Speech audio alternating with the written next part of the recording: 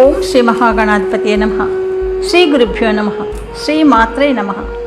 శ్రీ గణపతి మంత్రావళి స్తోత్రం. గం గణపతియే నమః. ప్రథమ గణనాయకుడు ఆ విఘ్నేశ్వరుడు అన్న సంగతి మనందరికీ తెలుసు. ఏ శుభకార్యంలోనైనా మొదటగా గణపతి పూజ చేయాలి.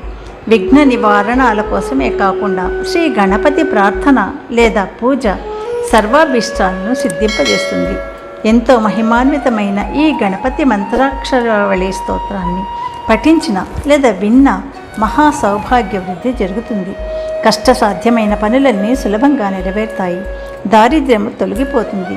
కోరిన కోరికలన్నీ తీరుతాయని కూడా స్వయంగా శివుడే తెలిపాడు. శుభమస్తు.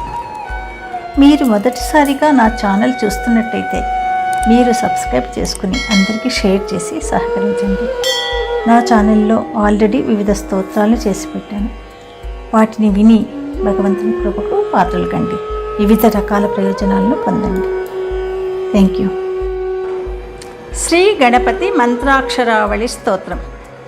శ్రీదేవ్యువాచ వినా తపో వినా ధ్యానం వినా హోమం వినా జపం అనాయాసేన విఘ్నేశ ప్రేణనం వద మే ప్రభో.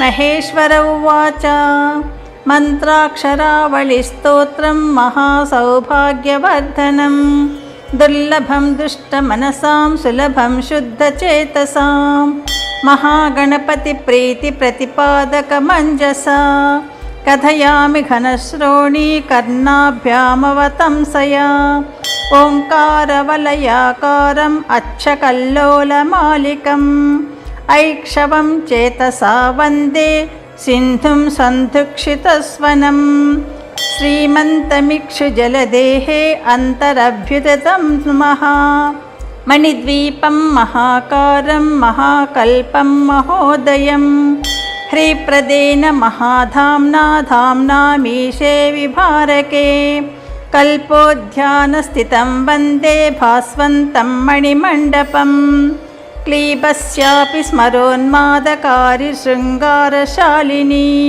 తన్మధ్యే గణనాథస్య మణిసింహాసనం భజే గ్లౌకలాభిరివాచాభిస్త్రీవ్రాదినవశక్తిభిః జుష్టం లిపిమయం పద్మం ధర్మాద్యాశ్రయమాశ్రయే గంభీరమివ తత్రాబ్ధిం వసంతం త్రశ్రమండలే ఉత్సంగగతలక్ష్మీకం ఉద్యత్తిగ్మాంశుపాటలం గదేక్షుకార్ముకరుజాచక్రాంబుజగుణోత్పలైః వ్రీహ్యగ్రనిజదంతాగ్రకలసీమాతులంగకైః న షష్టవర్ణవాచ్యస్య దారిద్ర్యస్య విభంజకైః ఏతైరేకాదశకరాన్ అలంకుర్వాణమున్మదం పరానందమయం భక్తప్రత్యూహవ్యూహనాశనం పరమార్థప్రబోధాబ్ధిం పశ్యామి గణనాయకం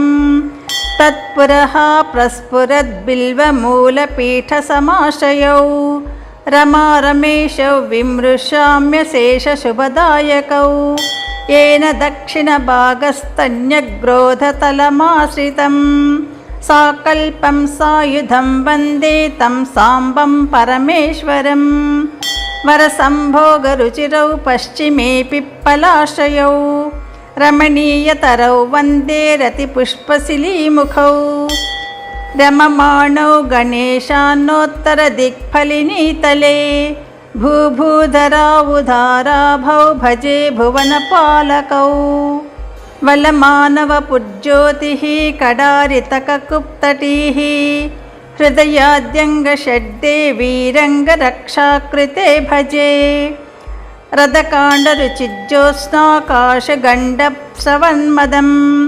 रुद्ध्याश्लेषकृतामोदमामोदं देवमाश्रये दलत्कपोलविगलन्मदधारावलाहकं समृद्धितटिदाश्लिष्टं प्रमोदं हृदि भावये सकान्तिं कान्तिलतिका परिरब्धतनुं भजे भुजप्रकाण्डसच्छायं सुमुखं कल्पपादपं वन्दे तुन्दिलमिन्धानं चन्द्रकन्दलशीतलं दुर्मुखं मदनावत्या निर्मितालिङ्गनामृतं जम्भवैरिकृताभ्यर्चौ जगदभ्युदयप्रदौ अहं मदद्रवा विघ्नौ हतये त्वेन सांश्रये नवशृङ्गाररुचिरौ नमः सर्वसुरासुरौ द्राविणी विघ्नकर्तारौ द्रावयेतां दरिद्रतां मेदुरं मौक्तिकासारं वर्षन्तौ भक्तिशालिनां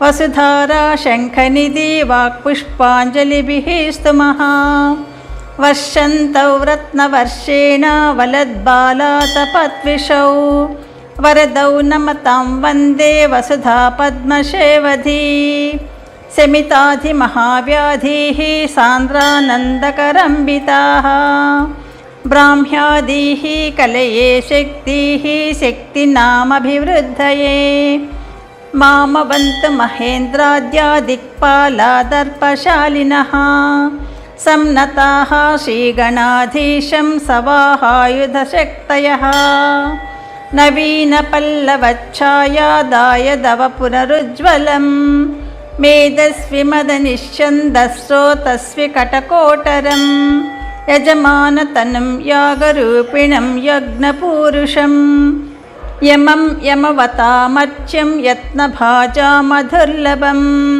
स्वारस्य परमानन्दस्वरूपं स्वयमुद्गतं स्वयं वेद्यं स्वयं शक्तं स्वयं कृत्यत्रयाकरं हारकेयूरमुकुटकनकाङ्गदकुण्डलैः अलङ्कृतं च विघ्नानं हर्तारं देवमाश्रये मन्त्राक्षरावलिस्तोत्रं कथितं तव सुन्दरी समस्तमीप्सितं तेन सम्पादय शिवे शिवम् इति श्रीगणपतिमन्त्राक्षरावलीस्तोत्रम् यदक्षरपदभ्रष्टं मात्राहीनं तु यद्भवेत् तत्सर्वं क्षम्यतां देवा लम्बोदर नमोऽस्तु ते सर्वं श्रीशिवार्पणमस्तु।